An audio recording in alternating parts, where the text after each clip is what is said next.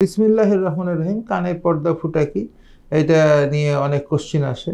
আসলে কানের পর্দা ফুটা হওয়ার দুইটা প্রধান কারণ হলো, একটা ঠান্ডা লাগা বা সর্দি কাশি লাগা বা নাক কান গলার নাকের সমস্যা, সাইনাসের সমস্যা ক্রনিক থাকতে থাকতে অনেক সময় কানের পর্দা ফুটা হয়ে যায়।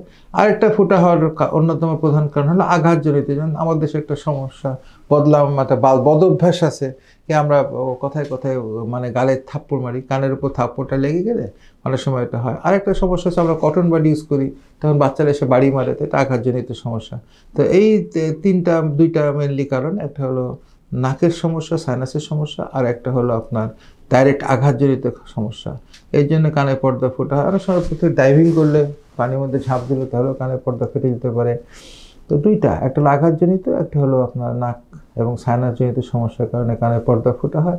এটা একটা বিরাট চ্যাপ্টার। আরেকটা ফুটা আছে যেটার আমরা একটা ক্রনিক ইনফেকশন থেকে একটা হয়, আমরা বলি কোলেস্টিয়াটোমা। ওটা অবশ্যই এখানে আমরা আলোচনা করছি না। এই দুইটা ফুটার অন্যতম প্রধান চিকিৎসা হলো কানকে শুকনো রাখতে হবে, এবং যে যে কারণে ফুটাটা হচ্ছে সেই কারণগুলোকে দূর করতে হবে।